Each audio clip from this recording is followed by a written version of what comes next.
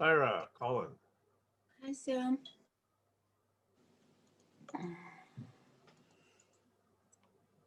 Okay, you go somewhere else, please. Doug. Go somewhere else. Stacy. I to give powers. I'm going to anoint. Missed you last week. We were all worried. You didn't hear for you for hours and hours. I said, must be the internet. What was that? I was said we missed Doug last week, and I was hoping it was the internet, and it seems like it was. Now he's in double.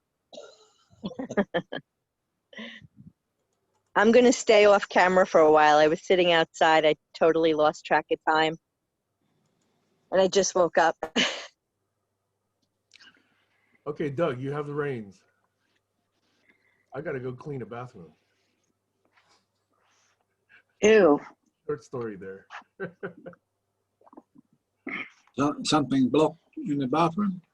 My son is arriving. I think I mentioned 2.5 months ago, he was able to escape New York. Isn't there a movie by that name? Anyway, so he's been in California up until, for some reason, he chose this weekend of all weekends to drive north. So he's actually in Vancouver, Washington last night. Oh, and good. he's planning on arriving to the island today. And there's a bathroom that I used to use for bathing the puppies that needs a thorough deep cleaning. I'm not sure I'm capable of it, but I'll do as well as I can, because that's the one right next to the room that he's going to be using. So I got to get it ready before he gets here. So that's what I got. Have fun, Sam, with your son. Excited for you. I'm really looking forward to this. I don't think I've mentioned to some of you before, but he, in the middle of all this pandemic, actually started a new job, coincidentally, at Facebook. He's a software engineer at Facebook. And Facebook had said, hey, even new hires, everybody in the company is working remotely until at least 2021. So wow. He gets to do it from anywhere. So awesome? We get to take advantage of that from here. Anyway, so that's my quick check-in, and seems like a checkout, but I gotta go figure out. Hi, Sam. Have fun. Hey, Tyra, one more thing. Last week you offered assistance with pain, which I did not forget. Surprisingly, yesterday I was like completely pain-free now. Today I'm pain-free, but for 3 or 4 days there, it was like debilitating. It would take me like 2 minutes to get out of bed. So it's really been a big change. And, I'm so glad. Yeah, but I've not forgotten your offer, which I really deeply appreciate.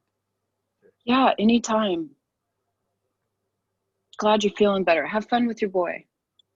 Thanks.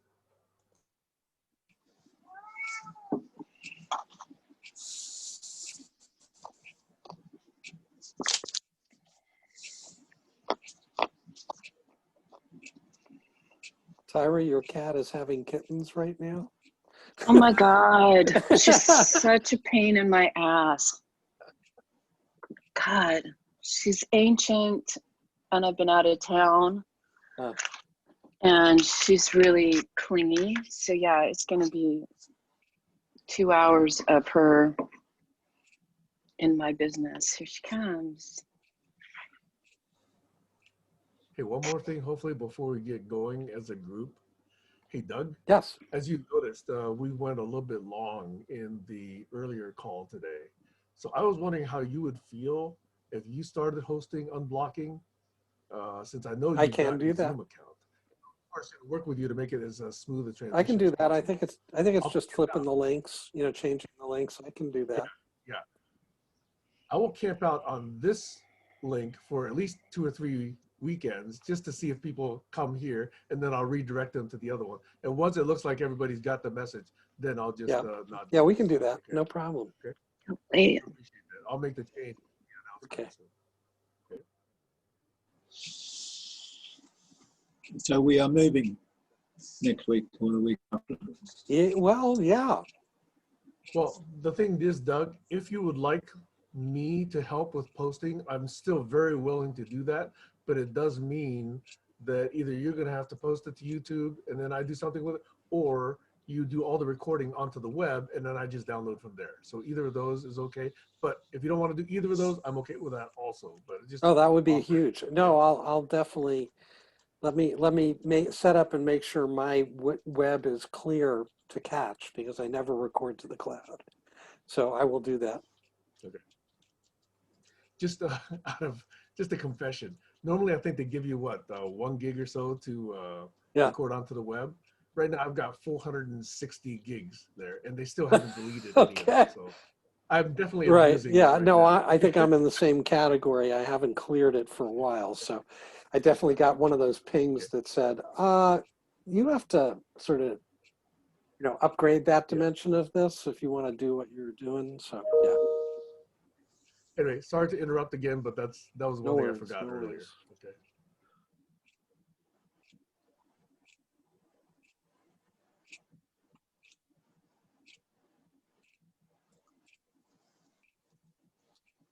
So how about a quick round of check-ins? No chicken. How do you compress 100 gigabytes of videos into a thumb drive? A thumb drive so you can store it somewhere at home and save money. Get a solid state outboard drive.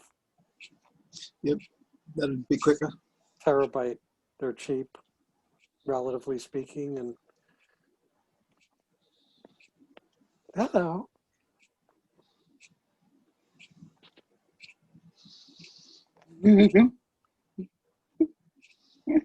Like how Alex is a monster. Wow, she's got the queen wave. I know.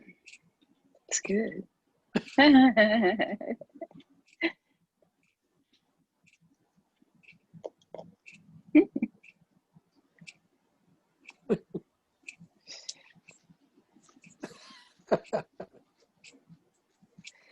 So cute. So Jazz, would your granddaughter like to check in? You say hello, how are you? Speak, the microphone's on.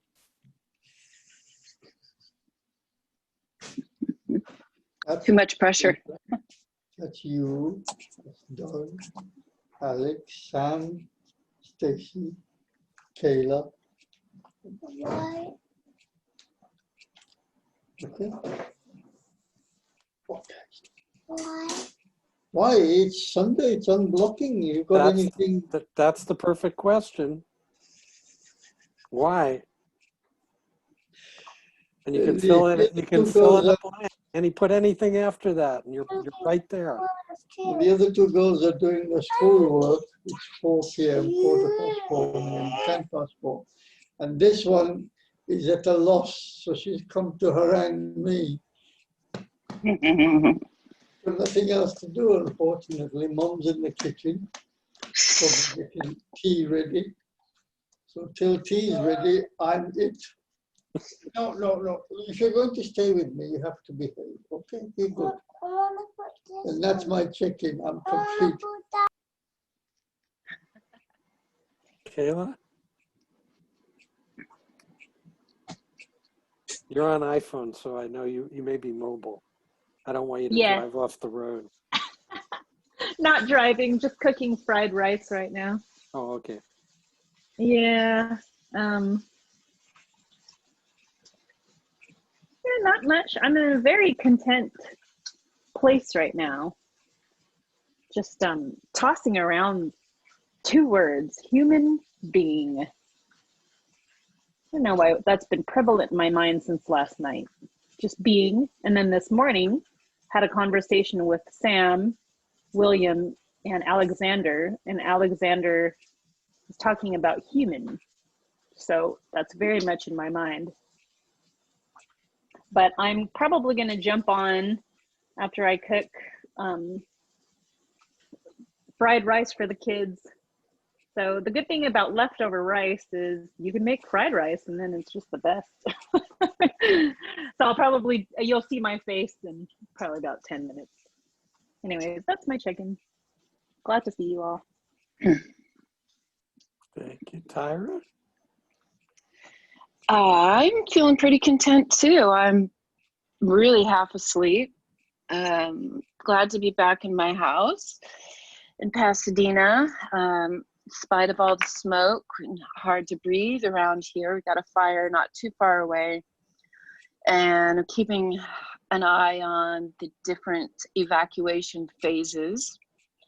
So our area is in about phase 3 of evacuation, so we can hang tight here for a while. So that's kind of lurking in the back of my mind. Am I prepared to load us all up and go stay somewhere else, which I am. And just had an amazing visit with my family. I feel full of gratitude that I got to go see my 98-year-old grandma, who's just still going strong, and she's such an inspiration to me. And yeah, I'm just trying to kind of recover from traveling, and I feel good. I'm walking a lot better. So I feel like that trip kind of forced me to walk more, and that was good for me. So I'm feeling really encouraged, and I'm complete. Thanks. I'm going to check in real quick because I just got an unexpected breakfast guest. So I'm not going to sign out because I may be able to get back on the call later. So I'm just going to mute myself and keep the picture off, and maybe I'll be back later. And that's it. Perfect. Sorry. No worries. All right. Bye-bye. Colin? Yeah, just another beautiful day in the universe. Not really a whole lot to report. I guess, yeah, just waiting to see what transpires here with the group today. And yeah, hopefully I won't have to bring out my atheist card again today. We'll see how far we can go before I have to bring out the atheist card. Did something happen recently that required that? Well, I think there was an interesting conversation with Joel yesterday, whereby he's quite calm and easy to talk to, and he tries to explain himself quite well, so you can understand him.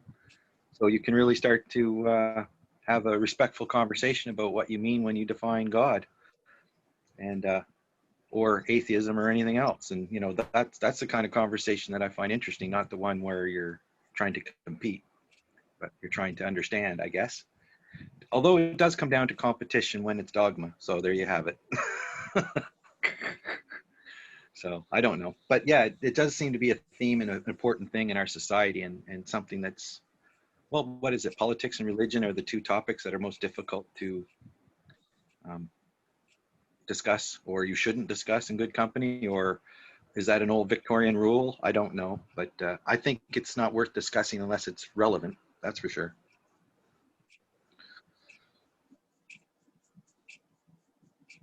And that's my check-in. Thank you. Alex, you have a check-in for us? Yeah, I can feel the people in California.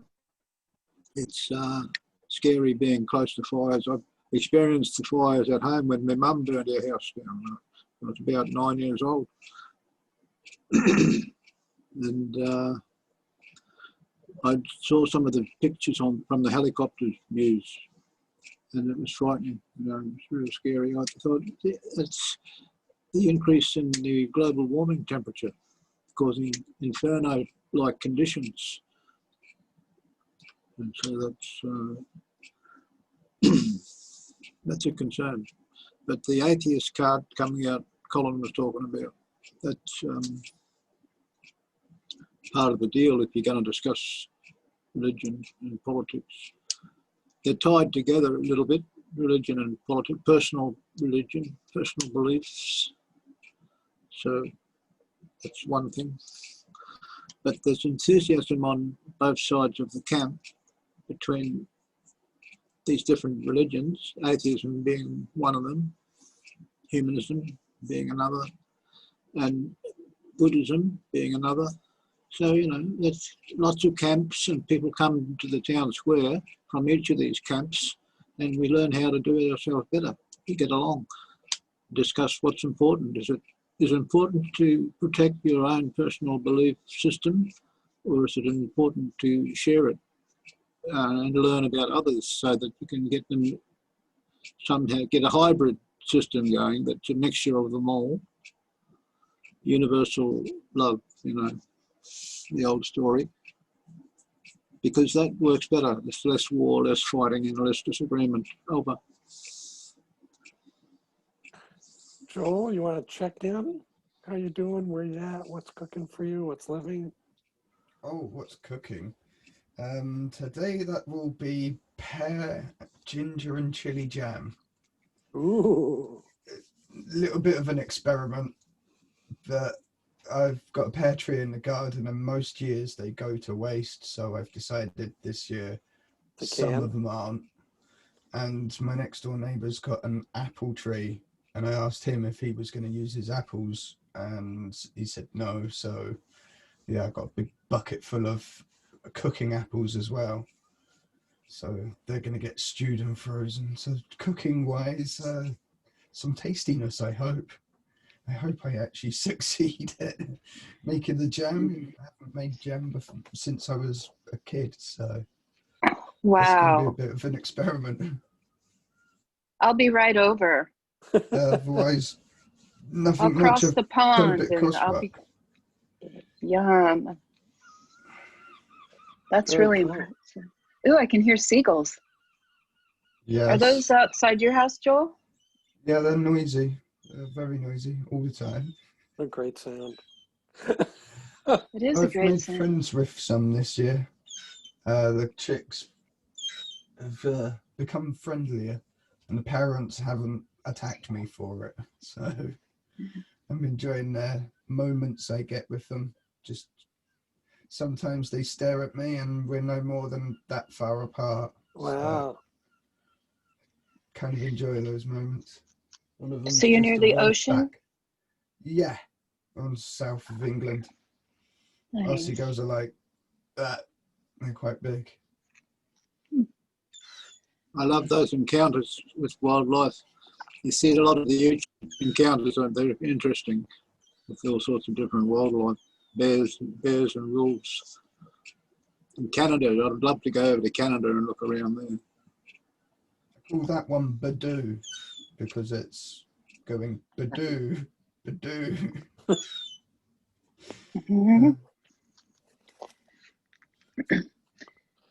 Well, we have lots of moose and bears and wolves in Idaho, Alex, and it's always exciting. There was a moose at the house where my dog lives while I was there, and a big male moose who comes onto the property and just walks along. They're incredible. They're huge. They're huge. They're really big animals. You just don't realize it until there's one in your backyard. And you're like, shit, that is a it. big. They're big and they're so clumsy looking, but yet they're super fierce. I think I'm more intimidated by a moose than I am a bear. Are they aggressive? Bears, yeah, well, I wouldn't call them aggressive.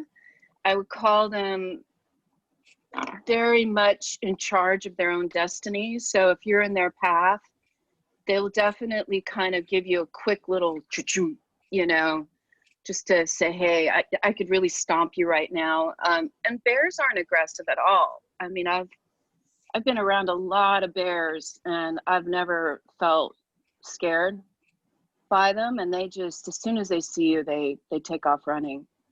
Unless they're in your car trying to open your cooler up, and then they're kind of there to stay. So yeah, wildlife, it's pretty, you know, we have a lot right here in LA. We have a lot of wildlife here. A lot of raccoons and deer and skunks. You have mountain lions and mountain lions for sure. Yeah. That literally live off pets. Like, well, that's their primary diet in Los Angeles. Yeah, people's coyotes. pets. Yeah, in Bel Air, we were on one of the canyons and we parked our car and a big mountain lion shot straight up out of the trash can. And I mean, it just went straight up and across. We were stunned. And bobcats, we have bobcats here. Right in LA, it's crazy. Some of our seagulls have turned into professional thieves. Yeah. Yeah, I bet. Yeah. So Joel, my wife and I have been waiting to can a bunch of tomatoes. We make our own salsa every year. Except this year, we have all the mason jars and the rings, and we went to get lids. And the supply chain is screwed up and nobody has any. And we're in the middle of farm country. I mean, literally in the middle of farm. Like, that's what people do. End of summer, they can everything. And it's right out of the fields. And there are no lids to seal the mason jars.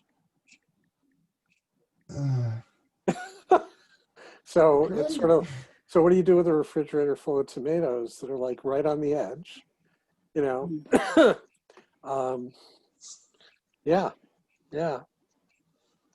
It's interesting times, but canning is great. It's great. You could make a pasta sauce and then freeze it in Ziploc bags if you don't have lids. Use freezer bags. Can't you freeze the set? Have you got any spare jars? Oh, Somebody else. We have a ton of jars. We just don't have the lids to seal them. Yeah, what you need to do is find somebody who's got more lids than jars. Jars.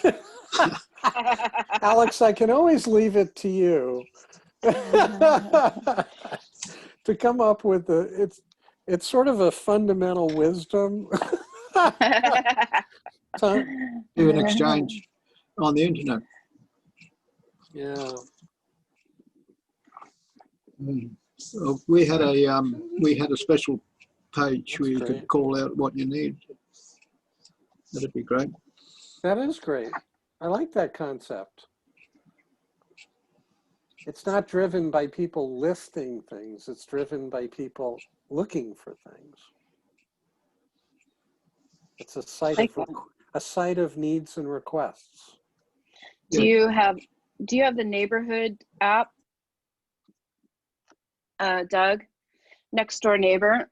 Maybe you don't have it because you're out in the country. I am not familiar with that. Well, Next Door Neighbor is a great app, and it connects you with all your neighbors. And so one of the great things, you can go on and say, does anybody have any extra canning lids?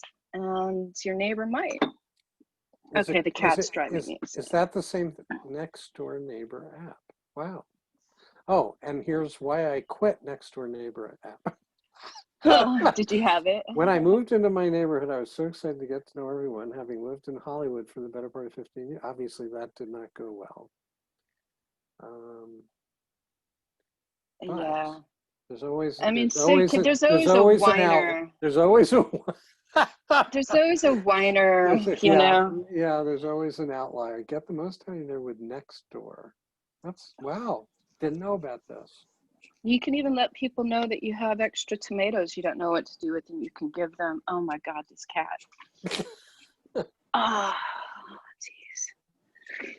There should be a blacklist of apps and a whitelist of apps that the security companies use and the browsers use, like Microsoft Edge and Outlook and Google Chrome.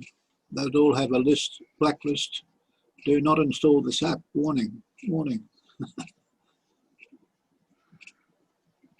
Maybe I can find someone who will want an aging, needy cat. Yeah.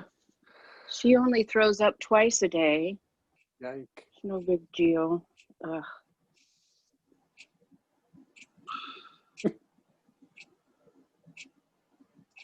Okay. I'll have to look for confessions of a cat food manufacturer.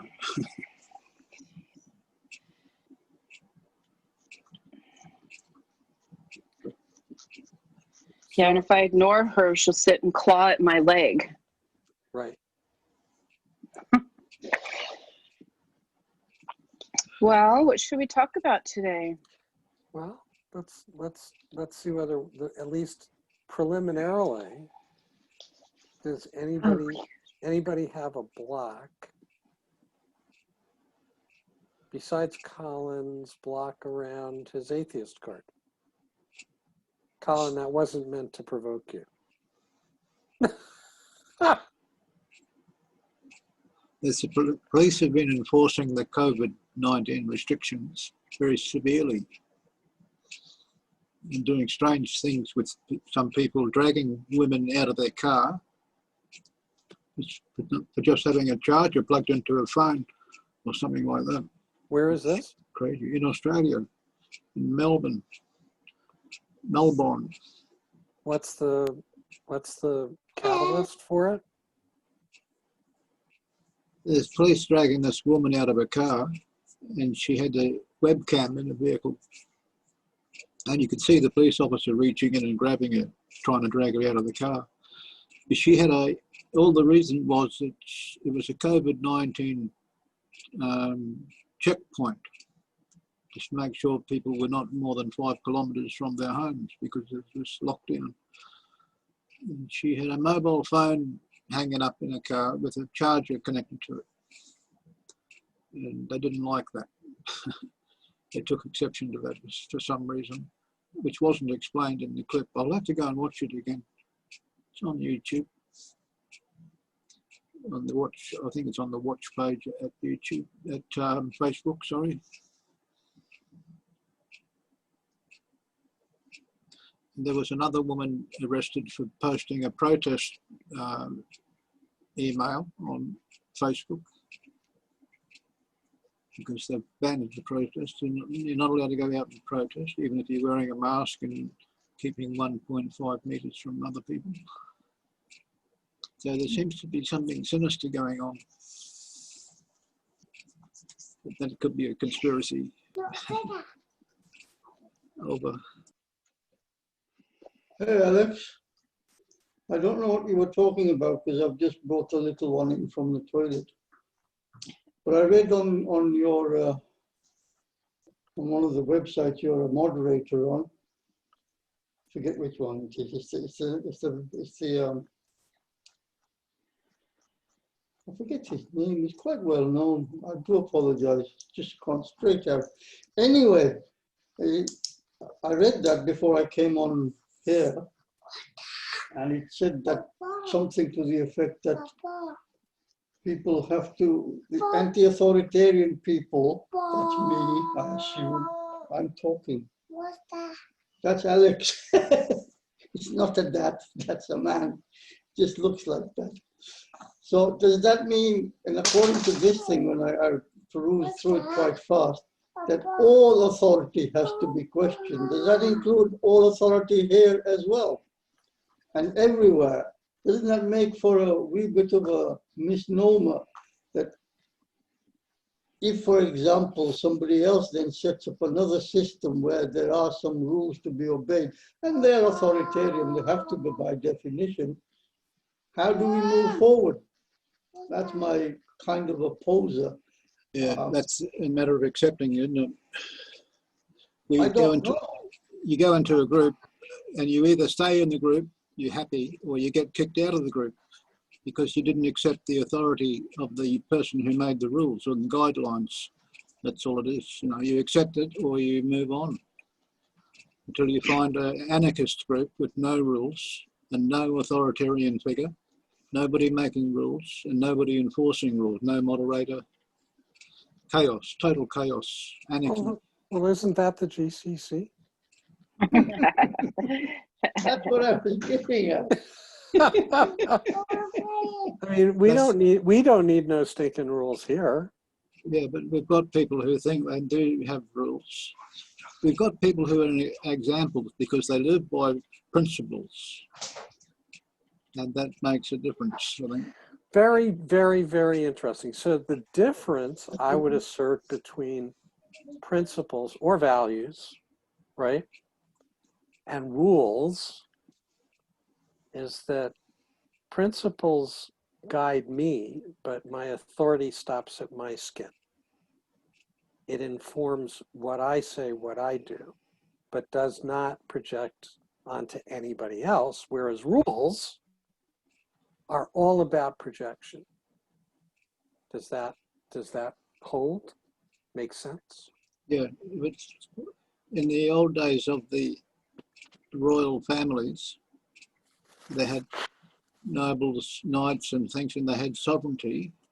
Everyone was sovereign. Every idea was a sovereign identity, a sovereign individual. And so your skin's the barrier between your sovereignty and the rest of the world, other people. So the leader in a community becomes the guy they look to say, is this what's acceptable? Yeah. But let's unpack that for a sec, right? Because a big part of a lot of the things I'm touching and working on right now these days are all about a paradigm shift, an evolutionary paradigm shift in how we do us, right? That thing about how can we do us better? And my whole hypothesis is that if you take the power authority piece out, the projective version of that, not individual empowerment, which is a completely different kind of power, but the kind of power that gets projected over or out or on, right? If you take power, control, authority out of the equation, the presumption, the assertion that keeps that whole system going is, if that happens, you actually reflected it a moment ago when you said, no rules, anarchy. Like it's just an automatic. If there is no authority and rules and projection of power, control, and authority over, then the only other alternative and choice is anarchy. Where did that come from? Who authored that? Who said that those are the only two choices? They're not choices. They're not choices. They're outcomes. Yeah, but who said those are the only two possible outcomes? What if there was a third choice, a third possibility, which is no power, control, authority over, projected, involved, required, and everybody gets along. Everybody works together. Everybody stays in balance in relation to and with each other as they live together, as they interact and engage and enact stuff and create stuff together. Hello. That's how you earn it. What's your son's name, Kayla? You're muted, and you're under assault. Yeah. It's Maxwell. Yeah. Is it Max or Maxwell? Maxwell, I want you to come visit me in Pasadena, Maxwell, with your mommy. No. Okay, we'll leave you home. That was a big negatory. And what's your dog's name? What's your dog's name? Rocky. Rocky. Looks like Rocky a Rocky. Yeah, he's crazy. He was going off yesterday, just terrorizing. It was incredible. Is he are you like immediately proximate to affected by the fires too? Thank goodness no. I mean, it's a little smoky here, but the air quality, at least for me, isn't harmful. Okay. We could see the sun a little bit today. It's a little orange. It's not as bad. But yeah, we can open the windows and not have to worry about it. I don't know about Tyra, though. No. Yeah, everything's sealed up tight. Yeah, it's bad. Wow. There's a lot of particulates in the air, so if you go outside, you just see it. And it smells really bad. Have you got a satellite map showing you where the fires are and which direction they're heading? Yeah, okay. Yeah. I also have an emergency app. I don't know if you have this, Kayla. LA County has an emergency app, and you put your zip code in, and they'll let you know. So I have that, which will let me know if my area needs to be evacuated. Yeah. Are you sort of packed and set up in case? No, not so much. I mean, I have several supplies always in the back of my car, just from living in the mountains. And so we essentially could just pull right out and be fine. But I know what to grab. If we need to grab it. I'm pretty prepared that way. Hey, maybe we could talk about cultures that live harmoniously without the dogma of rules, some of these primitive tribes, or, is there an example of how that does work? Or, once we get beyond that 75-person tribe, do we have to instill rules just to keep it all together? I have to say that every culture has their own rules. They may not be, the Western rules, but they definitely have rules. And it's interesting that you bring that up, because William was saying that culture, what did he say? I don't know if Sam's on here, but he said culture ruins something. And anyways, but yeah, culture does definitely have the rules. Yeah. Okay. I like rules personally. I like rules. I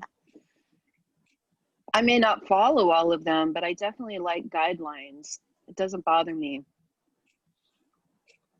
But I'm also somebody who doesn't feel intimidated by not following the rules. Whereas some people, like my mother, she couldn't imagine not following the rules. That's like my wife. That's like my wife and I. My wife follows rules that don't even exist. Yeah.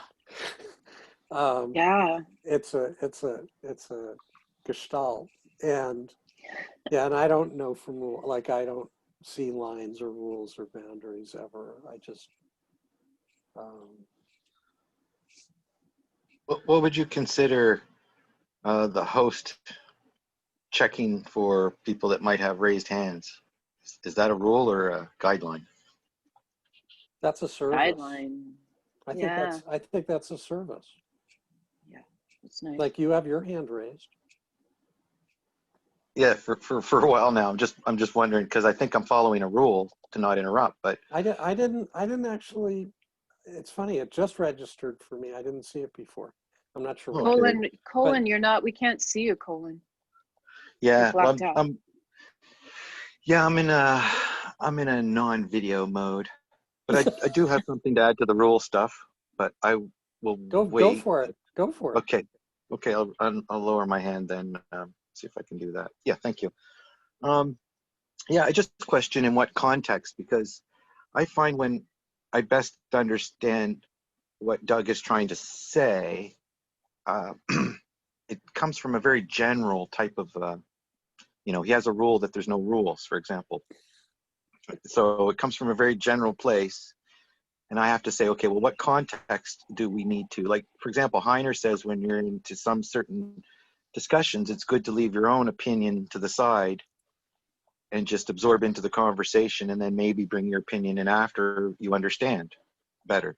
Because just bringing your opinion into the middle of a conversation just might pollute it. I think that's what he's getting at. So I don't know if that's a rule or a guideline, but I think a rule is just a very undefined thing that could maybe be a general term for an agreement or a cultural norm or an expectation. I'm sure legally rules mean something different in contracts. And so you really, really have to define what state is Doug in when he's saying his, because it doesn't apply to everything. Because I know when I go to the hospital, I want there to be some good rules. I don't want just anybody getting the cat to lick the stuff clean. There's got to be rules on how you clean stuff and whatnot. And that's just, there's just so many different ways to separate it from, safety, society. Are we talking luxury? You want to talk about primitive people? Okay, let's talk about rotten teeth. Let's talk about short lives. Let's talk about superstition, right? Or do we want to talk, so there's so many different contexts. And I like that you've changed that, Doug, that you've changed, or I think you've changed your statement to be about how can we do us better? It used to be how can we do us differently? And I think and better has been tagged on as an assumption. Again, a guideline. An aspiration. Yeah, and better to me is that magician's hat, right? The whole define better. Like, go ahead, pull better out of the hat, because each magician's going to pull something different out of that hat, just like each religion, blah, blah, blah. So that's why Sam's message of coexistence comes down to me. And so what rules do we need to coexist? Like, and then it kind of hits on what the conversation we were having yesterday about morals and God, and, appreciating the fact that, the context that we live in, and not everybody has the same view of reality. Some people think it's a young earth. Some people think it's an old earth. Some people understand science. Other people are just kind of winging it, wondering what the hell's going on. So, superstitious wise. So yeah, the rules, I think, are necessary. The question is, are you talking about bad rules? Projective bad rules that block people, cause racism and bigotry and that kind of stuff? I'm with you 100% on that. Abused authority. But I like authority. I like the authority I like. I think it's better. I'm not sure. Right? But an authority means, to me, experience, looked at the unintended consequences that black and white lazy thinkers just, they just, oh, that'll never happen. Right? So I think the sometimes over efficiency is missing out on the human element. Like, did we get housing right? Should housing be more integrated with nature, or is it just cheaper to build it like in a square, and stack people on top of each other? So, like, I think there's a lot of things that we could do differently, but we would definitely, I think, need discernment. And if we don't make rules out of our conclusions, then what do we make? So, I think it's what Sam said, and humanism. If there's anything you can find in any description of better and any type of philosophy that you are involved in, be it a religion or not, is there something missing out of the humanist manifesto that needs to be added to satisfy that, if it's already missing? Minus the supernatural, fill the gap, magic stuff. Hope, wish, prayer. You respect people, but at the same time, you don't let them sell you snake oil. So is there anything missing out of the humanist Bible, is my question. That's the one I raised yesterday, and I actually raised it to a Native American I met today, who's studying to be teaching the Maliseet language to other of his kind, you could say, his peoples. So, like a dying language, or a language that's in threat of becoming extinct. So, there's a lot of different ways people are looking at better, but I don't think there's any way to sensibly look at it without considering the word coexistence, and realizing the difference between abusive authority and useful authority. And of course, authority has rules. What else could it have? Guideline. I think guidelines, authorities failed over and over again. Look what it's done to the world. We've tried capitalism, and it's chewed up the world's resources and polluted our rivers. No, that's corruption did that. Well, the corruption comes from the authority that's allowing it. Well, you get corruption in religion, you get corruption in everything. It's no one group is free of corruption. Well, hold on, because it's becoming a little bit of tennis, and I want to bring it back to cases, Colin, and answer your question in terms of where my sort of origin point, context, and frame is. But even before doing that, I think you're, not that you haven't been on, this hasn't been your hobby horse forever, that you're not right on target with, what is the layer, what is the contextual frame within which whatever is being shared or exchanged is being shared and exchanged. Yeah, basically our hospitals out of the range, they're out of the frame, they're beside the point. You know what I mean? Like that's what I mean. Well, it's rather than jumping to the case, what I'd like to propose is shifting to like a slightly more meta place, which is unblocking as a, and by the way, it was a name that was put on this that I've never really liked, but it's okay. I'll go with that. I've gone with that flow. But what it was about was a sprout to examine, look at, inquire into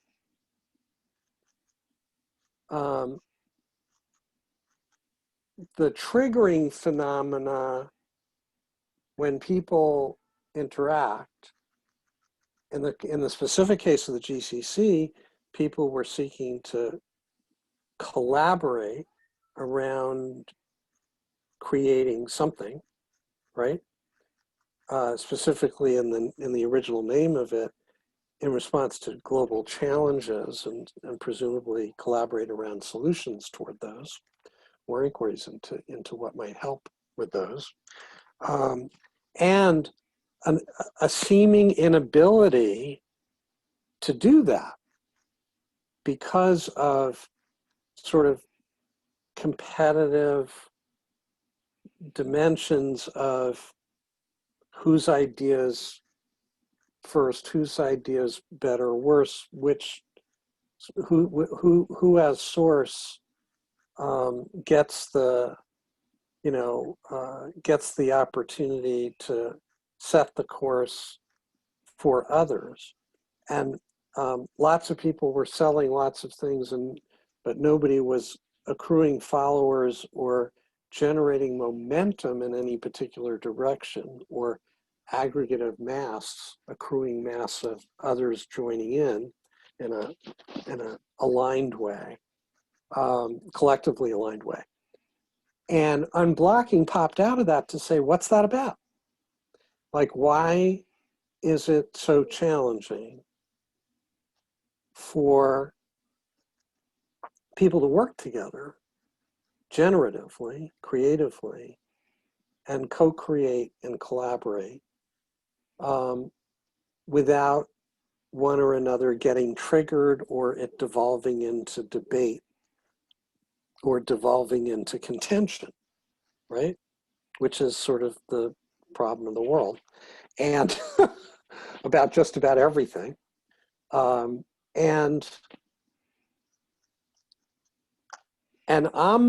my sort of frame of reference around this thing, around rules, around agreements, around authority, is that the ingredient in the soup of people collaborating, the ingredient in the soup that screws the pooch every time, is the programmed belief or requirement that things related to exercise of power, authority, and control over decision-making, over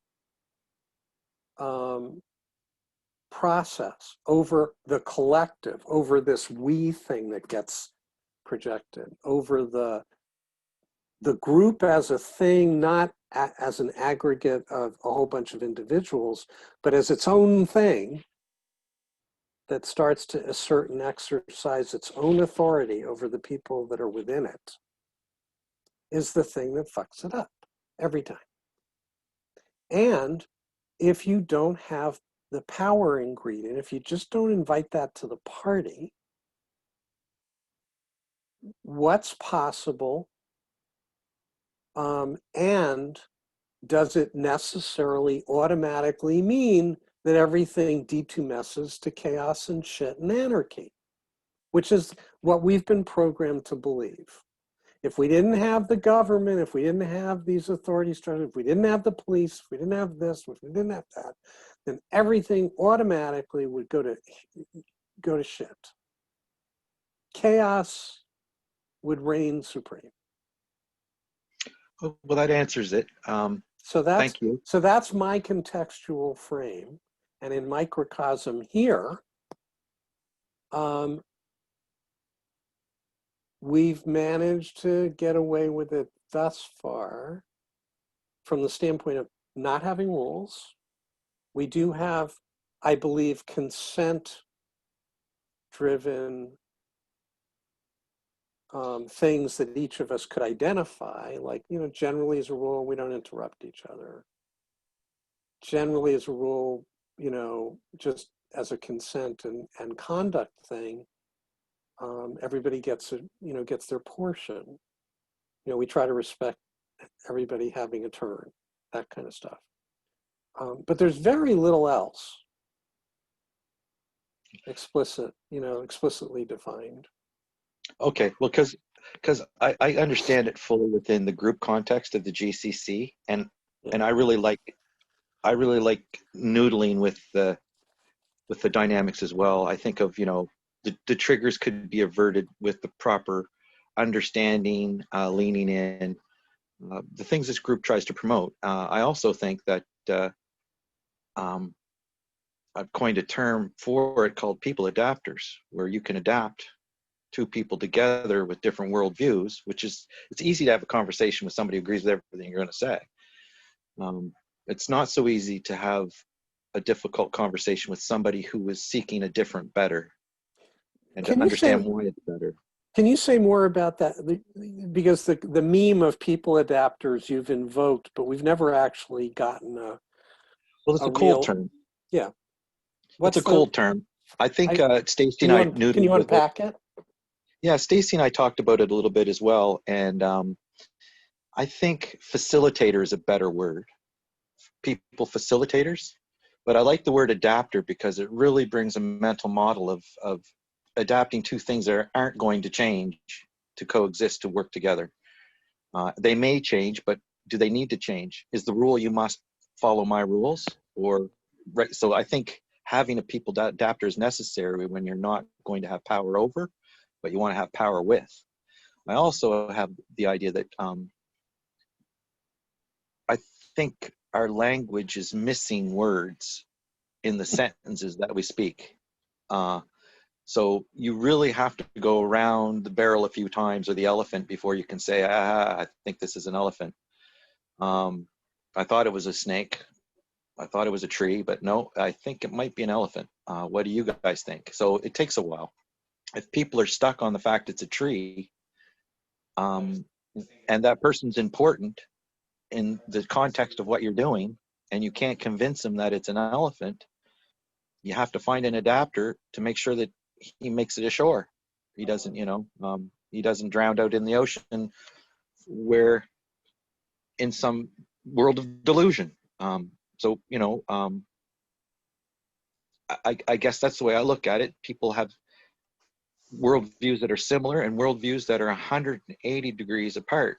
And in that context, I hear Doug speak of things that makes me think of no rules goes beyond this group. But I think him defining that no rules for this group, because every time you make rules for the group entity, the emergence of a being of its own, it starts to define itself, and then it has weaknesses, and then it fades away. And I do agree that coming here, being able to discuss anything, is part of the magic of this place. There's no rules of what you can bring up. I think we do have expectations, which I would like to call pseudo rules, and I think if the words that are missing are there's good and bad, and Joel brought that up yesterday. There are good rules, that I think we can agree to, like let everybody have their say. And maybe I should shut up now, right? Because to give more people say. But that's the idea. The people adapter, the idea of neglecting what might be good rules just to try to remove bad rules. So if we can't have bad rules, we can't have any rules at all. I think that's throwing the baby out with the bathwater. And that's why I asked what context, because in some contexts that may actually apply. For example, Doug said, we're creating together.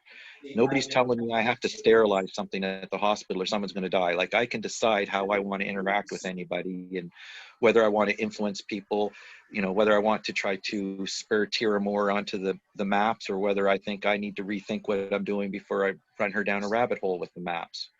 Were the maps the wrong way to go? You know, I have a lot of self-reflection about my work here. Yeah, there's no real rules. You know, it's coexistence with people and understanding.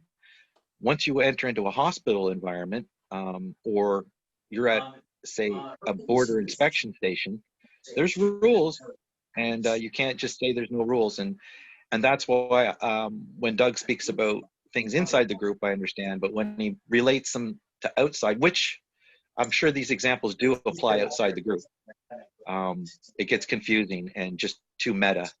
So that's why I think I and other peoples would like to have that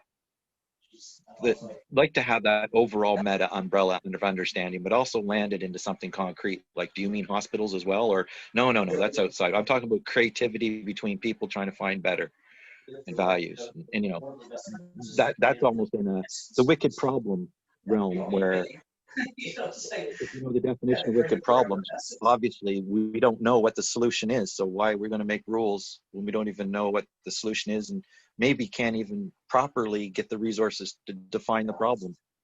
Anyway, I'm complete there. Thank you, Doug. That was a good answer. Thanks for that. Stacy? Yeah, I just wanted to add something real quick because I just started listening. But another term that I heard synonymous to Collins' people adapters is mimetic mediator. And I really like that. The idea of, coming from different tribes or whatever word you want to put around it, and needing people to just mediate those gaps. That was it. And I do see some tools that one could use, like, but then you start to have to agree on what kind of projections you're going to have to make assumptions to be corrected. So do you want to cross that line, or do you not? Well, let's stay with the center, the sort of the center of focus that you spoke to, Stacy spoke to, and I'd like to just do a check-in and open it up, see whether anybody else wants to throw 2 cents or respond, and I will if you don't. Yeah, Alex. I got this impression that the wicked problem is only a wicked problem if you're looking at from that frame of reference, because I look at the problem and I see it's simple. I see there's a simple solution. When 51% of the people vote for something, that's democracy. If 80% of people want to change, that's better than democracy. 80% is way more than 51%, and you only need 51% to get over the line in democracy. So this 80% thing is interesting. We know for a fact that 80% of the people care about the environment. They care about children's health and safety. They care about all sorts of things in the community and the guidelines and the rules. So, it's a misnomer to think there's a wicked problem. That the only wicked problem I can see is corruption and authority. Over. Kayla, and then Stacy's hand is up. Or Stacy, Oh, is no, that was before? Okay. Yeah, I'll take it down. Thank you. Kayla? So when we were talking about rules, I had a thought. Values. Values are often, rules are often spawned off of values. And Tyra, I think I wanted to draw back the original question about culture and rules. Are you talking about a specific culture? Are you talking about how to utilize a culture to make ours better? I just wanted to explore that a little bit. Well, I am trying to imagine how different cultures that work, I guess, and why do they work better than other cultures? So they take these, which could reflect what you're saying as far as values go. I've heard data come back for what European country is it? The Dutch, or somebody like dials it in really well, like they're the happiest people. And what is it that makes their communities cohesive to where they can ebb and flow and continue to live harmoniously? So that's what I guess I was more curious about, not so much cultures that don't have rules, but cultures that respect one another. So that word respect, just like our group, I think we respect one another here. So we're able to talk about things that maybe other groups of people might not be able to. So what cultures have this harmonious thing? That's kind of what I was speaking to, Kayla.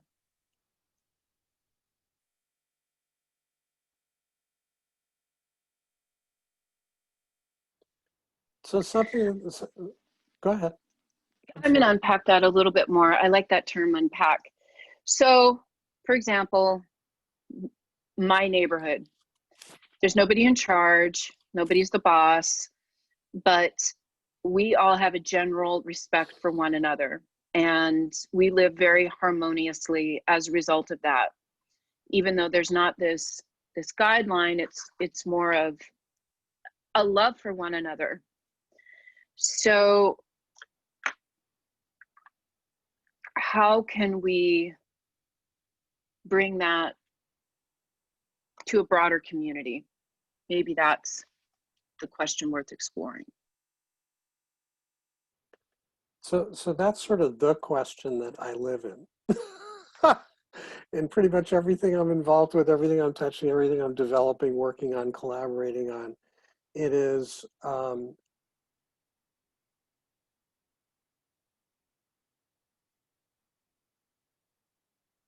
when the power, control, authority, old paradigm stuff, which is all sort of grown out of and rooted in fear, is put aside.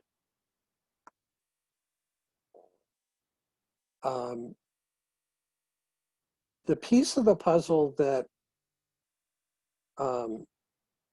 emerges, becomes a lot bigger, is sort of a reawakening, restoration of individual agency.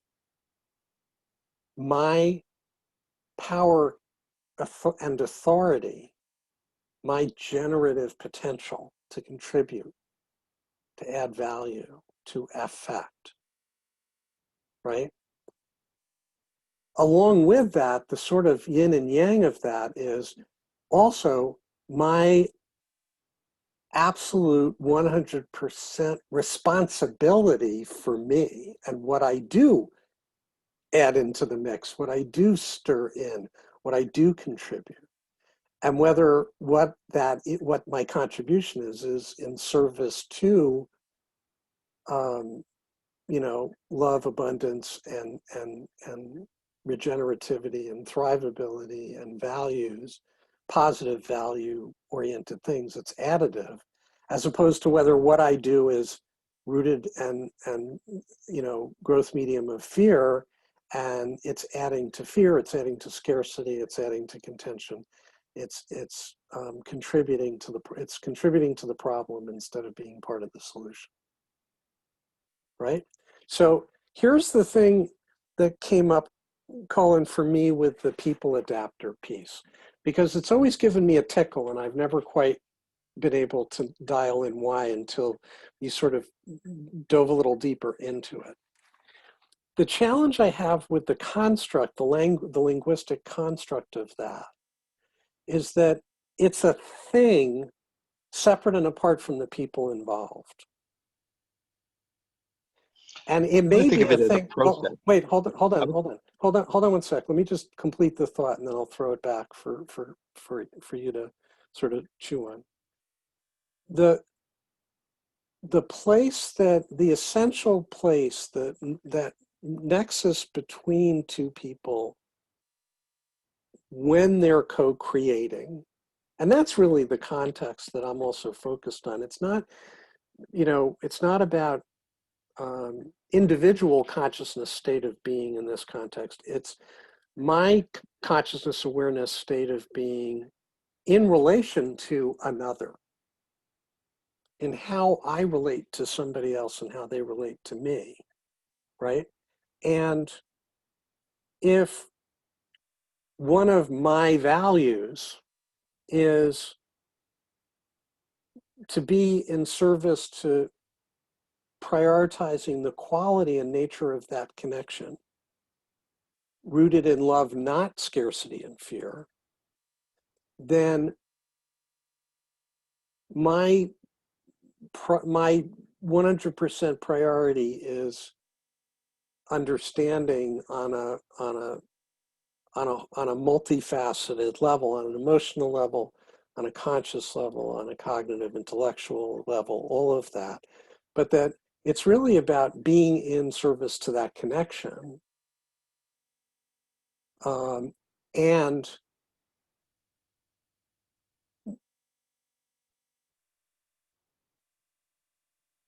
we're used to having intermediaries, like we're used to having leaders.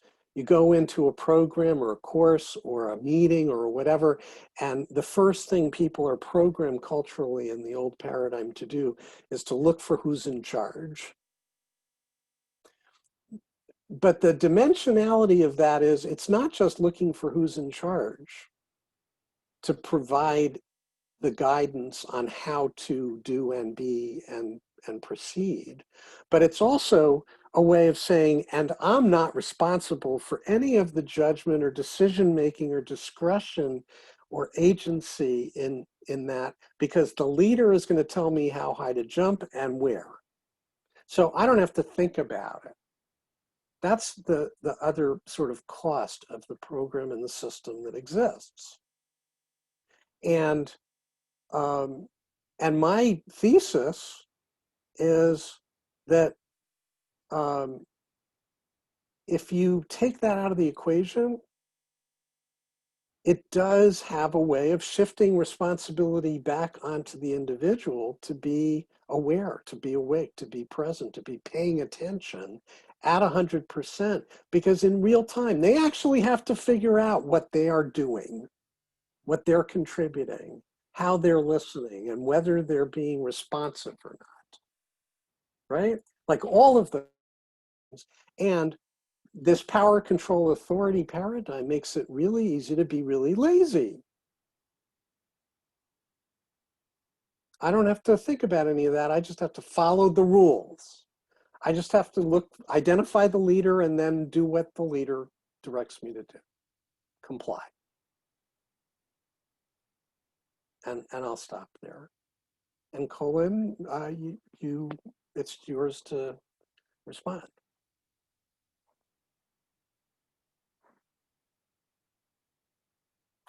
Not hearing you, you're muted on your audio channel, but we are seeing your video. So you're halfway there. Okay, well, I'm going to speak There you are. through, There you are. speak through one while I fix the other. It seems, it seems that I always have a bit of a problem to get into the meat of it until we define a context.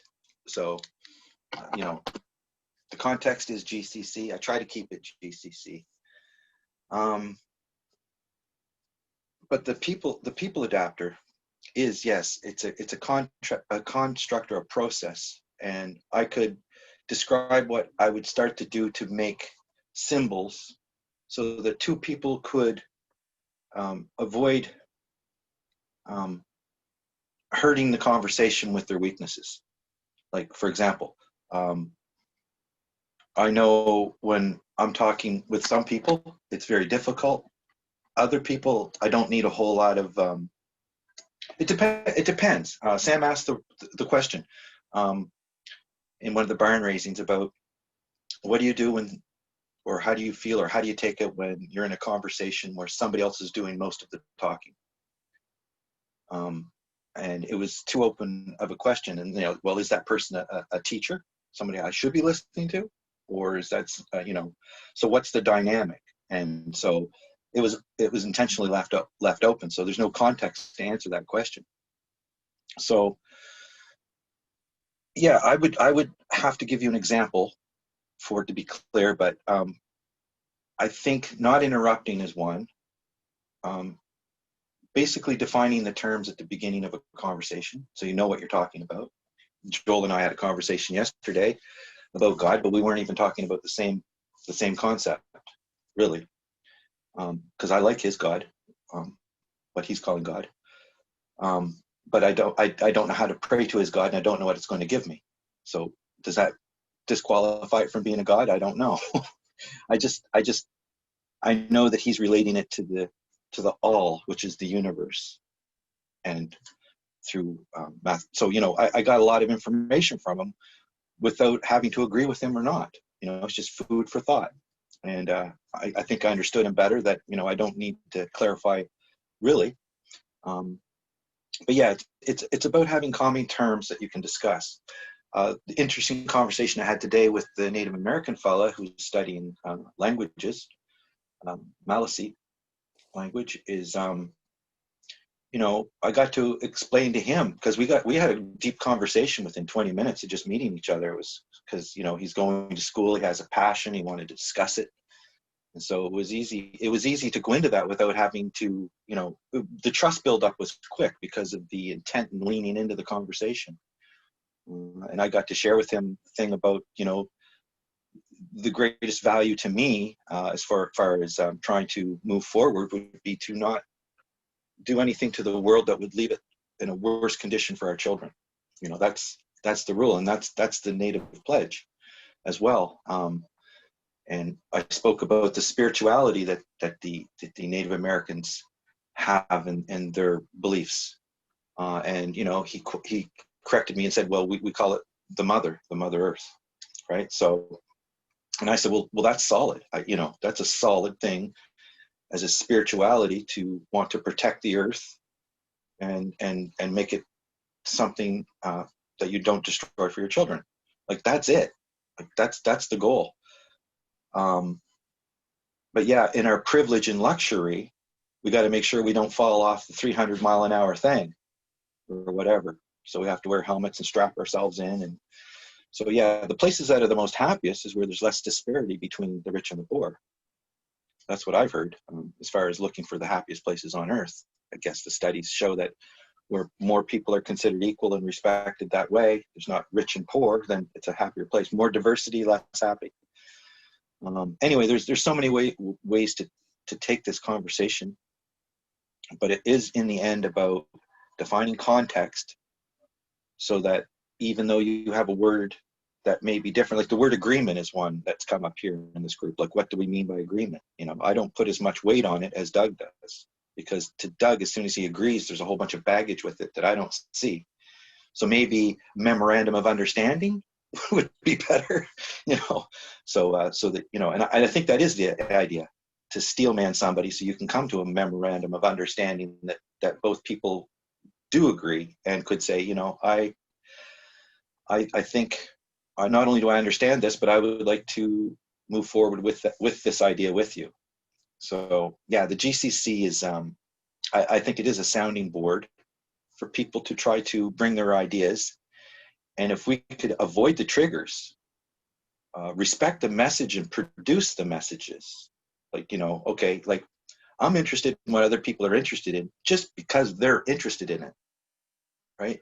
I don't actually have to be interested in Kayla's lays and dancing myself personally to be interested in it for her, or Doug with his value systems, or Tyra with her arts and crafts and things that she's doing. Like, I find all these things interesting through the person.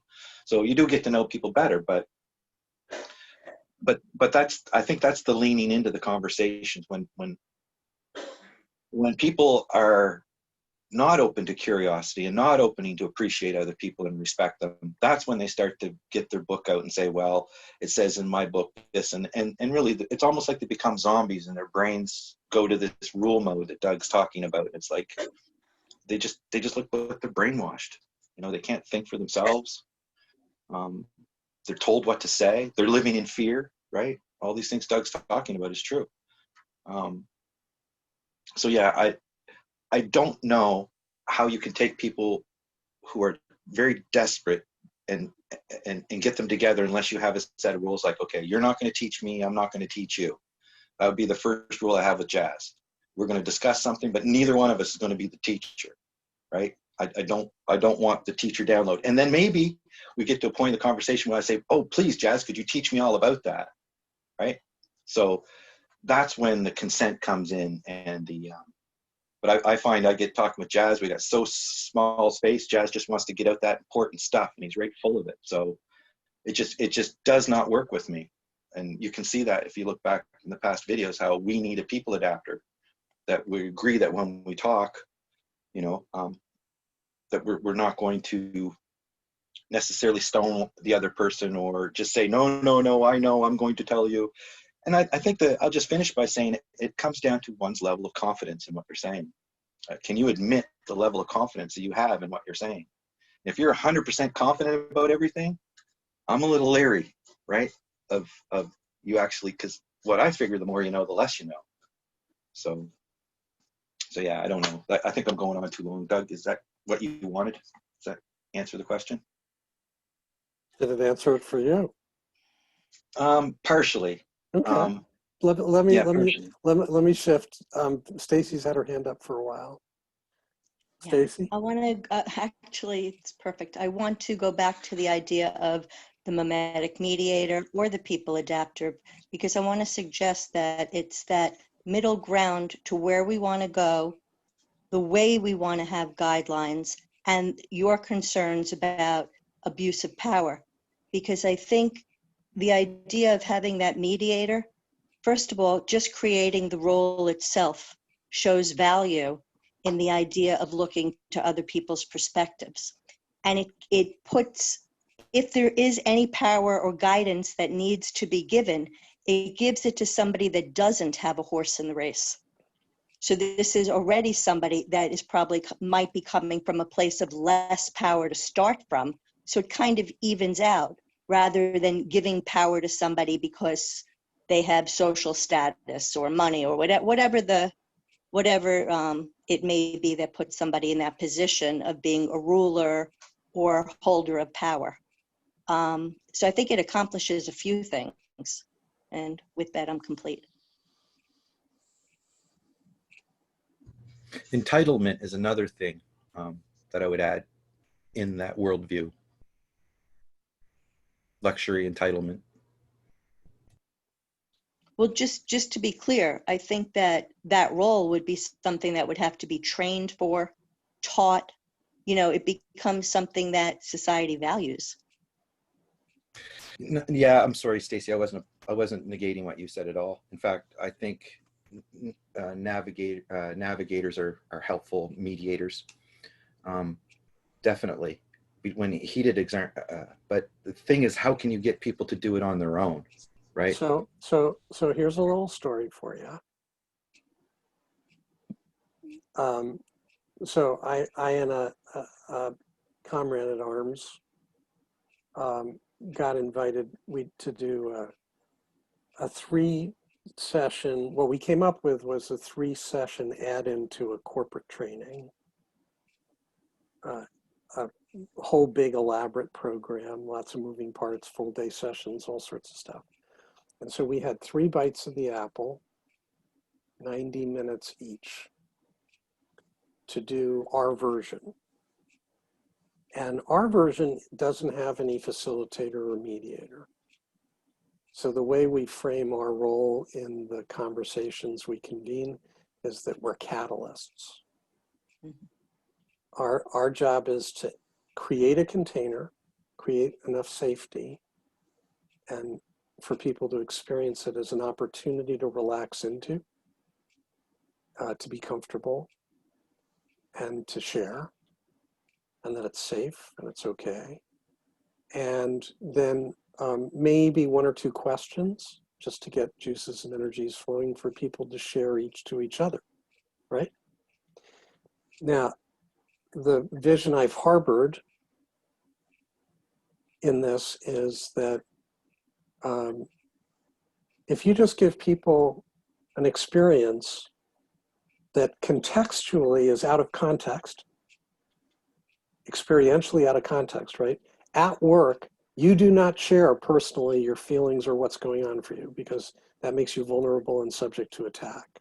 Somebody's going to turn that to advantage. Somebody's going to hurt you with it. At work, you do not share on that level with your coworkers. These are all the tacit principles that people experience in the current large corporate environment, working environment, right? Okay.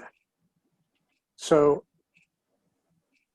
all that we set out to do is to break those rules experientially, to actually create this little container within the work, capital W context, place, space, and frame, where people actually step in, feel held, feel safe, feel listened to, feel loved, like this little love bubble.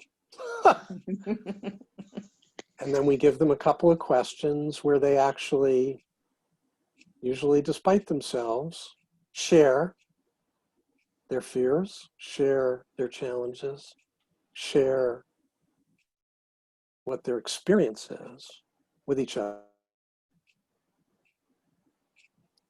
So we designed 3 sessions. And by the 3rd session, 25% of the people that we started with asked to be put in a breakout room on their own motion, self-motivated, self-driven. Came back 25 minutes later, sharing with us that they had come to an agreement, self-organized agreement by and between themselves, that they were going to meet every 2 weeks after this program just to keep what they experienced in this program going, just to keep the connection with each other. And each one agreed to bring another person. Holy shit. And none of that was with suggestion, prompt, direction, imposition, power over, authority, or any. It was literally allowing them to reawaken to their own agency, step up, step in, and see what feels. And they did that on their own. And that's something that any HR person I've ever crossed paths with, any CEO I've ever crossed, says you can't do. You can't do that. That's the road to chaos and collapse and cats and dogs mating and all sorts of insane shit happening, because I'm not in control. Because we're not driving the ship. We're not telling them what to do, what to think, what to say, et cetera, et cetera, et cetera. Okay?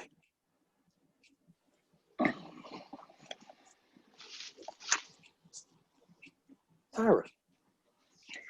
So this reminds me of people who go in to, let's say, a third world country, and they're going to help the people. Okay? They're going to decide for those people how they're going to spend their money. They make all the decisions because they have the assumption that those people aren't smart enough to handle their own money.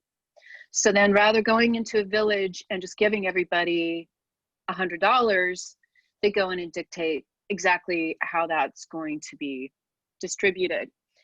And how ridiculous that is. If you go into the village and say, what do you need?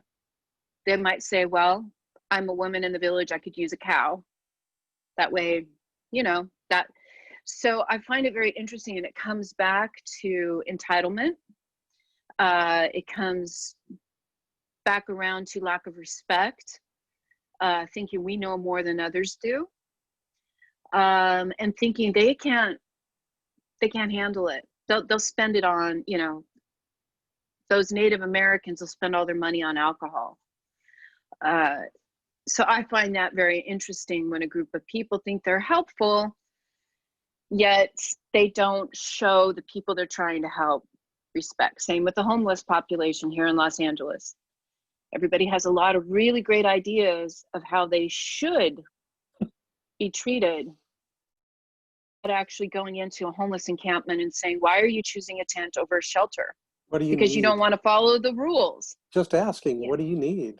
What do you need? Yeah. And we want them to follow the rules. We don't want you sleeping on the streets. We want you in a shelter. Well, those people don't want to be in a shelter because they don't want to be in at 9 o'clock at night. They don't want to follow those rules that have been imposed upon them to help them. So that's kind of the thought that popped up for me. How do we be helpful? How do we be a part of a community without imposing our own rules and expectations upon them?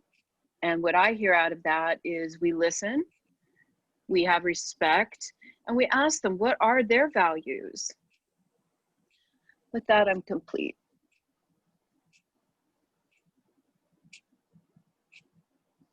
Alex? There's a situation where you're offering your needed resources to people suffering, but sometimes the people suffering are doing that suffering of their own volition, and they don't want any outside help. But if you do offer it, they'll take that help and use it to worsen their situation. So giving them resources that are only necessary for them to improve and make the right choices and right decisions to get out of this bad situation they're in, then you've got something happening. Otherwise, if you're not careful, you give them the tools with which they will hang themselves,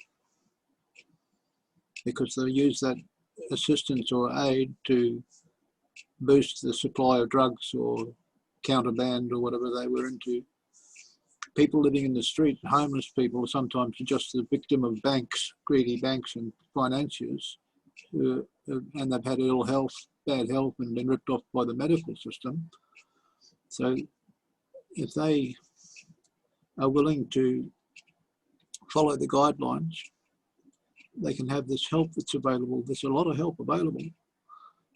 People willing to step in and do the work that they need to do to improve their situation. There's a conditionality built into that really, really bothers me. Unconditional, the difference between love and unconditional love, and this is sort of a mantra, and everybody here has heard this 5,000 times. So, but I'm going to say it again because you can never say it enough.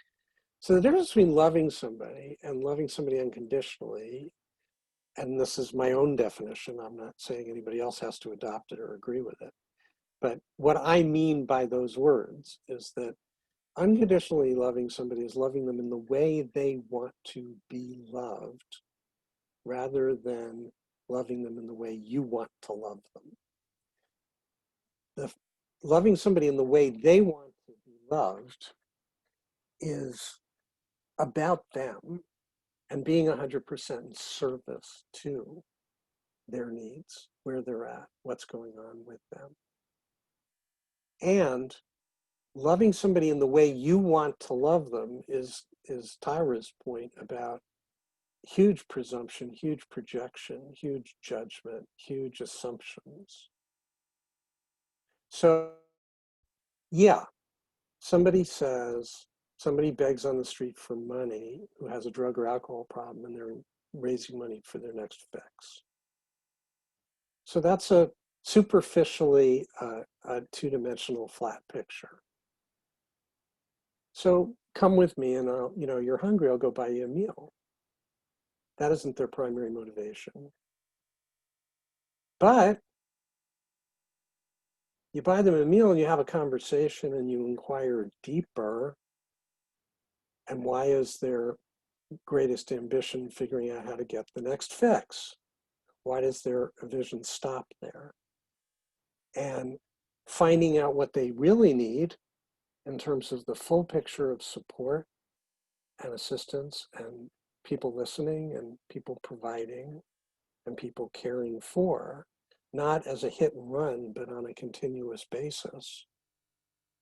That's what unconditional love is. That's 100% in service to other.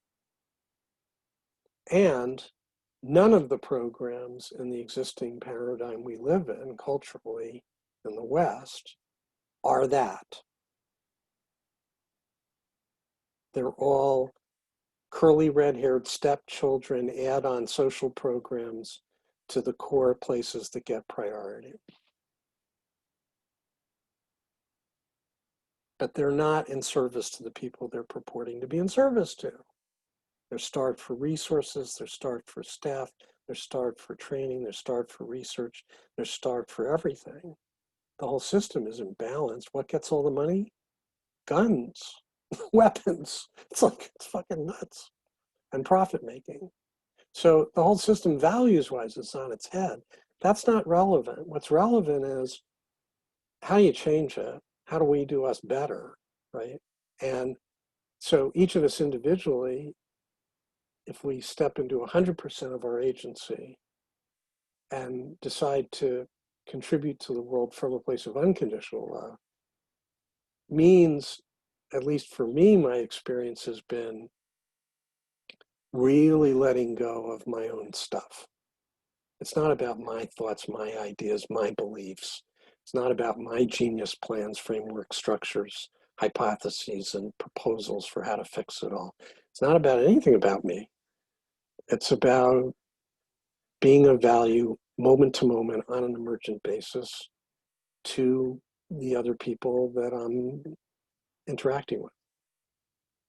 And it can be in service with, it can be in service to, but the general rule of thumb is it's in service. And it's not about me. Like those are the two operating principles. And in that frame, there's no power. It doesn't even come up. There's no authority. There's no rules. It's just that because it's not a productive use of time or resource or energy, and it's not required. There's just curiosity, engagement, and collaboration in its purest form. And with one partner in one project that I'm involved with, yesterday in 90 minutes, we fleshed out a 3-hour presentation for a corporate client and also framed and articulated a thesis we intend to co-write as co-PhD candidates for a program that doesn't exist yet that we're going to be proposing to fielding, which is a graduate university frame that enables you to construct your own PhDs.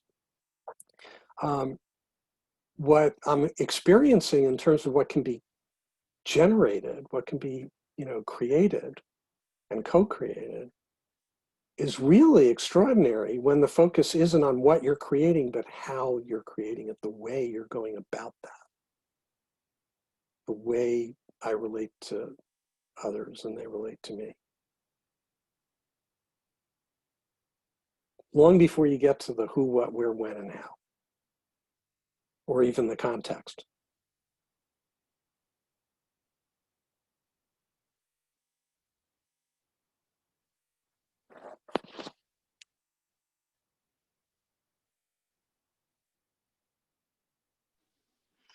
Hey, I'm having trouble charging my device for some reason. It's not charging and I'm about to run out of batteries here in just a second. So I'm gonna say goodbye to everybody a little bit early and I hope everybody has a great week. So cheers. Bye. Bye. Doug, what you're saying really feels right to me. You know, and it's kind of hard to shift, though, our way of doing things. And one of the things that I think is helpful to do to kind of exercise those muscles that haven't been exercised is to thank people for little things that they've done that they may not have even known made a difference, and to get used to pushing that thank you outward. And the other aspect of that is what Tyra was saying in terms of, you know, sometimes we need to ask what somebody needs, because a lot of people want to be of service, they want to help, but they want to help in the way they want to help, which may not be helpful. I'm curious what Joel is thinking. He's been very quiet.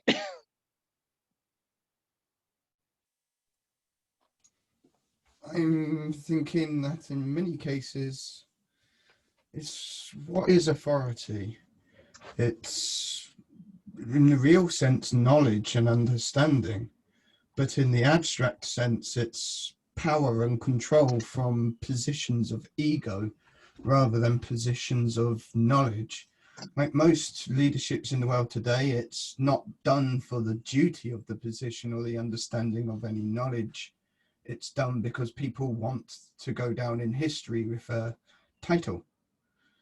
And they tend to be very bad at doing their job when they do it from that position. When it comes to rules, I prefer the rules of existence, which is karma. Do unto me as you'd have me do unto you, or anything along those lines. A lot of the cases when we start telling people you must treat me like this, we're instantly doing the exact thing we are saying we don't want people to do. So there's the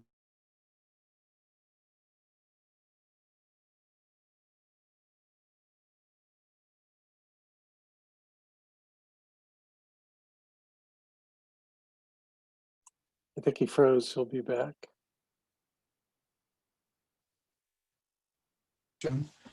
merge all the ideas of respect together. Joel, you froze the last like 20 seconds.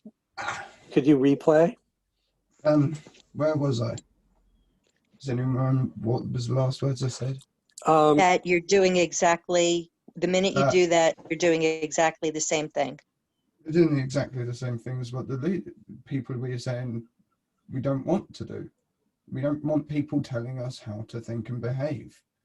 So the instant you're trying to create rules to tell people how to think and behave, you're doing the exact same thing again. It doesn't matter what those rules are for. You're still making a decision of what's right and wrong and going, you must follow us. You must do what we say.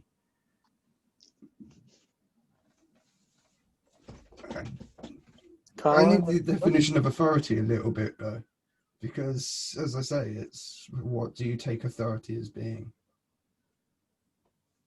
Yeah, that pretty well mirrors, I think, what I was saying about authority. It should be based off of understanding and what's better. But I think the piece to add is that it comes down to also consent and consensus within a group, which can be impossible to achieve.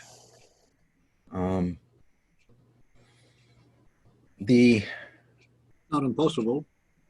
The thing I'm thinking of is I like not to promote religious talks, but I think it's such a great example of human adapters' potential, just because they define so well in what the structure is that you should do for better. So it's an example of an attempt for people to make all the hopefully non-corrupt,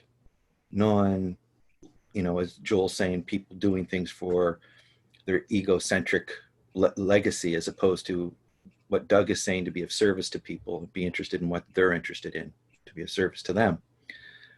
We all know, I think people who give gifts know how good it feels to be able to do so. It's a privilege to be able to share. And that's why I like to maybe use humanism as a possible way to say that could be a type of people adapter. And the conversation I had today that I keep referring to was a successful one, because you had a person who had a vision of what their spirituality is, and me with humanism, and me suggesting, if there's anything in your spirituality or rule set that is missing from the humanist manifesto, then what would it be, right? And it's sort of like a common ground of what humans, with their own set of morality, without being told, right? That's what sort of the collaboration came up with so far. So I think it's an example of what's a good compass to follow. It's an ism, it's a philosophy, it's not a religion. It's an ism. Atheism is not a thing. Atheist is a zero. Humanism is a thing.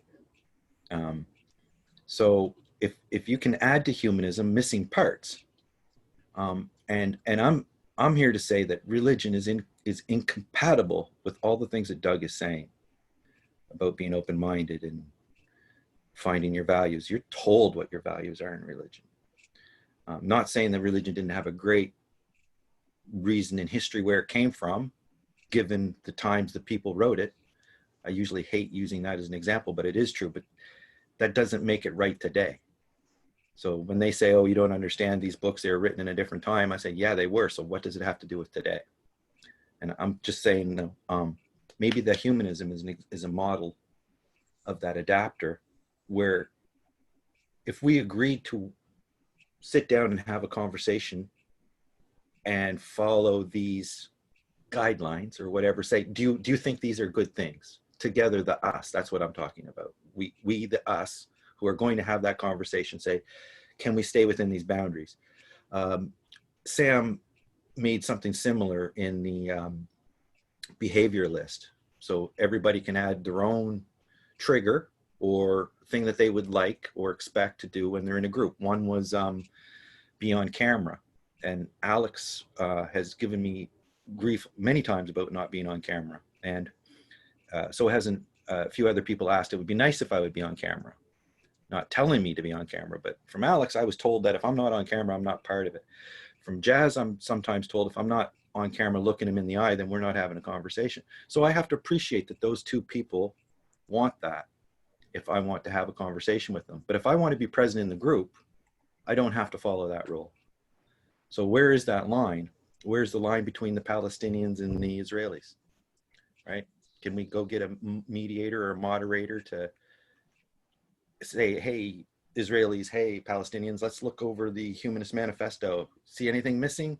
Okay, let's have a good conversation based on this kind of goodwill, good faith, and see where we can get to. It won't get very long before entitlement and privilege enters into it. This is our land, we're entitled to it. No, this is our land, we're entitled to it. And it goes into a place of, well, Doug would pack up his stuff and go to another place and set up again, because I don't think there's anything you could do there. So that's why it's a great, wicked problem. There is no known solution of how to have that common good. So that's why I settle for coexistence. You do you, I'll do me. We'll try to help each other, but whoever brings the gun to the party is the problem, right? And that's this rule set, I think Doug's saying, they project upon you with the gun. And they follow it up with the gun too. And, you know, the guns come into this a few different ways today, but yeah, that's it. And then you got mental illness, right? Like, what do you do about that? Right? You give the guy, you take him, say, you know, Doug, what's wrong with you? Or what could I do to help you? Or do you need a cow? Or do you need a, you know, do you need a garage? What do you need? You know, I think asking those questions without assuming is very important, but you might find yourself in a situation where, you know, you have to call the mental services, and the mental services, oh, he was here last week, we just set him out on the street again. And so that's when you get into the fact that the resources aren't there and we're not doing it right. So how do we make it a better world for our children with leaving them with all these problems, saying, oh, well, if we just all go to a happy place where we're not in fear, everything will work out. Yes, that's a great place to start from, but I do think that the space that you make has to be that trustworthy space, and people have to do it at the level they're at, not we fly in and say, oh, now we got the tools for you. Like, how can we make tools that they want to use? Like a deck of cards, for example, if they're bored. You come up with a card game and they say, oh, I like that. I think we'll start playing cards, or I think we'll start playing dice or whatever. Like, they pick it up. We don't force it upon them. And if it might not mean anything to them. Like, there's so many different vast humans. In fact, I just watched, and I'll end with this, just watched a documentary on all of the humanoids and the skeletons that they found and all the different species that didn't make it. Crazy experiments where some guy in Russia or place tried to impregnate a chimpanzee with human, and then he tried to go the other way, but he lost funding. Like, just it's not a black and white world, and coexistence is the closest I can get. Finding a people adapter to give people the best chance, and then when somebody says, well, I'm not going to obey this people adapter, I got a gun and I'm entitled to this, then the conversation's kind of over. So it's not the conversations between us where we're all friendly. It's the conversations between the Muslim and the Christian.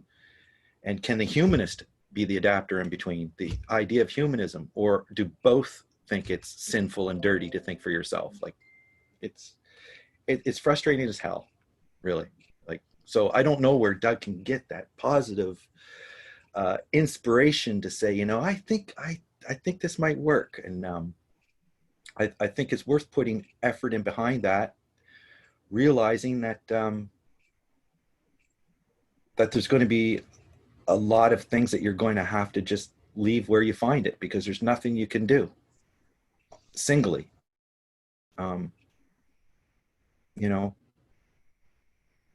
Yeah, it does come down to values, and we don't all have the same values.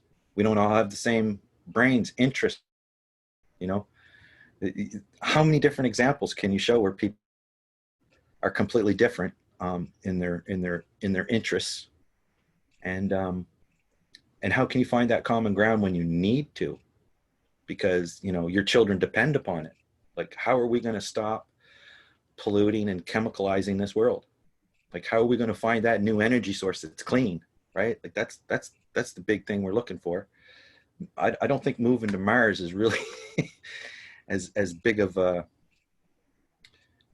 we shouldn't be spending that much money on Mars just yet. Wait till we're thinking in light, and then we'll try again. I don't know. Who is better to decide where the money should go, or the resources should go, or what is better? And that's what gets me. It's the people adapt is meant to give you a fair chance where the other person isn't going to be able to slide a card out from under, games with you, be deceitful. And to think of using the people adapter on the current political system is just insane. Like, we already know the guy's lying. We already know it's corrupt. So what we can do about it? Nothing. Or is there something? Is it civil war? Do we have to sacrifice all the hospitals and all that we've built just to try to get back to zero? It's pathetic. Like, is civil war going to break out? Like, people really can't appreciate what they got, and defining better is, I think, is the key. Anyway, I'm talking way too long, but that's the frustrating part. Is I could see Doug and I playing a game of discernment that would be popping up nodes all over the place. Like, it would be so much work. Like, Doug's right, it would be really a lot of work. And what would be the result? Well, the result would be bubbles of context that you might be able to discuss a little farther. But it's not very long before that game gets infinite. So that's why I think the people adapter part, to get them into that infinite game, get them aligned, and then let the bigger, more thought out systems take place. Because until the person is ready, when the student is ready, the teacher appears, and who knows who is which, right? So yeah, if people aren't willing to listen, aren't willing to understand, then Alex's dream of tell two people really doesn't mean anything. Tell two people the Cubs are going to win the World Series, right? It's like, they're more interested in that for the most part. So I think it's amazing how humans ignore the wicked problems. Some humans even deny that they exist. So there you go. There's a list of them. You can go look them up on Wikipedia. Anyway, I'm complete. Alex? There's a problem with the current administration, and they've had a bad press for the last couple of weeks. So I think you might be looking at a new president come the election in the US. From your mouth to God's ears. They all have more than they can handle, though. And the add two people agreement is an agreement. It's an agreement to add two people. It's like, if I do that, will you do it too? We have this agreement. That means our group gets bigger. So that's a sort of simple thing you can do at home with your local people, local friends. I wish I had that optimism too.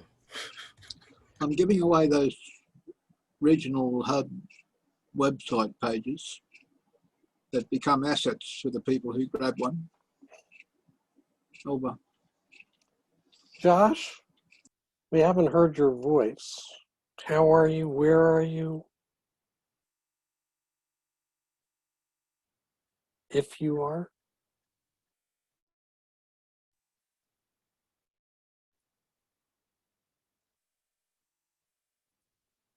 Maybe not, maybe.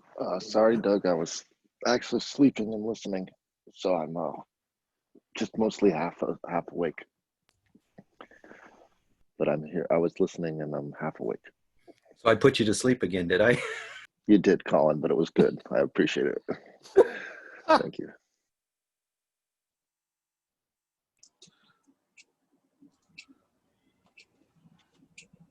Okay. I'll post something again. What if it's the group consenting to things that is causing the problems by them consenting to things that they think is true, but actually untrue? We can look back through our entire history and seen where the vast majority of the population didn't know or understand anything of what was really going on. So they tend to be agreeing from a lack of knowledge. And when the vast majority of the population is like that, who has the knowledge, who spends the time to obtain it is a very few. So you will always have that very few who actually have the knowledge outvoted by the people who agree upon something they emotionally like rather than trying to understand a harsh truth of reality. Beyond that, going to like triggers. What if you being triggered by something is someone else's trigger? How do you solve that problem? And then you also stated about mental illness. Well, not that long ago, it'd be someone who would be locked in a mental asylum as an autistic person. I would have been diagnosed with paranoid schizophrenia. All of the mental differences I have that we now call something else was recently classified as a disorder. You was recently treated disgustingly by the majority of the population. They would look down on you. So I'm diagnosed with autism spectrum disorder, ADHD, dyslexia, and Erland syndrome. I also have a type of problem with remembering words all the time and being able to do search problems. But I use my dimensional mind more than the linguistic to counteract that lack. So, I mean, I still look at people with autism today who are still treated badly because people still call it a disorder rather than what it is, a neurological difference. The average has, for a very long time, considered the average, the normal, to be right. But when we look at the spectrum of ability, then it very quickly becomes obvious that those who don't fit the normal tend to be the ones with the higher ability, and they're not normal because they have that and have the perceptions and have the knowledge, the very thing that makes people have knowledge are the very things that people alienate them for. We have the problem in society where everyone would rather agree upon the beautiful lies than the ugly truth. How do you solve the problem of that majority always outnumbering you? I've never been able to figure that point out either, because where do you go when you're constantly outvoted by the people who don't actually know what they're talking about? And because they believe they are right, they have their choice of right to an opinion. Whether that opinion's wrong is a matter of how existence works, isn't it? So we tend to be pushed not by people who know what they're talking about, but by people who don't know what they're talking about and pushing their emotional idea onto something. I mean, I keep going back to this, but everybody tries to get rid of bullying in it utterly. And the really bad points of bullying, to the point sometimes where I was like getting stabbed with compasses and metal implements made in technology. Yeah, to that level, you need to stop it, because it can break someone. But the name calling and the small little fights between children, it's part of what we are as a being, and it causes growth. Like I was saying yesterday about the dark having its good points too. So you end up with a point where people create their rules, and then those rules go against what other people want to do, how they want to evolve. I just don't see a way around creating rules except in microcosms, like small communities, because when you do it on a complete level, you will always miss out a group. And by doing that, you will immediately make them the small minority, and you will cause them to hate you. So your own action will create your enemy because you alienated them. And we see this a lot in our society. The very people alienated by society most end up being the people that cause the most problem, because they don't care. Why should they? If you're alienated by the majority, and the majority just keep going, you're wrong, you're wrong, you're wrong, we're not ever going to accept you, what do? Why should you care about culture? Why should you care about other people when they don't care about you? It gets to a very difficult position where, will your rules create the people you're trying not to create? And I find that happens a lot in religion. When they start messing with their rules, they're trying not to create something, and in the process end up creating it, thinking that hide the truth from everybody, because if people don't know about the truth of existence, it's not part of existence. But that operational part of existence will still be what it is. You just effectively do what Crowley said, in denying someone else's reality. I'm done. You're preaching to the choir for me on that, not to mix metaphors. So I've got a hard stop, unfortunately. Where this just went, I'd love to dig into, but I can't. I'd love to leave the room open for all of you to continue if you want to continue, or invite a really, really short, quick round of sign-offs. Well, I'll check out, and I'll leave it with something that I would love to start off the next time, which to add, so to the point of triggers, I really feel that it's important to heal the triggers rather to avoid the triggers. And I also believe that when one heals, we all heal. And so that should be a collective goal, in my opinion. And with that, I'm complete. Love that idea. Alex, a wrapping comment? Yeah, a wrap up from me. I just want to agree with what Stacey said. If we accept we've been triggered and we unpack the trigger and check it out, we usually discover something about ourselves we didn't know before. Bouncing it off the other people in the group to get the feedback. So that's it. Over. Thank you. Good show. So I'm gonna check out and wrap us. Joel, thanks for where you left off. I want to sort of hold that and pick up with that when we come back, because unpacking it, I've done a lot of unpacking around a lot of that. And I think it's worth sort of throwing it into the middle and doing that together. But with gratitude for all of you being here and helping to co-create this, because ultimately I think we are scratching at, what ails, at the core and the essence of what ails. And if we could solve it by and between ourselves, we can propagate that to the world. We're not doing what we're doing in a vacuum. So thank you all. Thank Thank you. you. Thank you.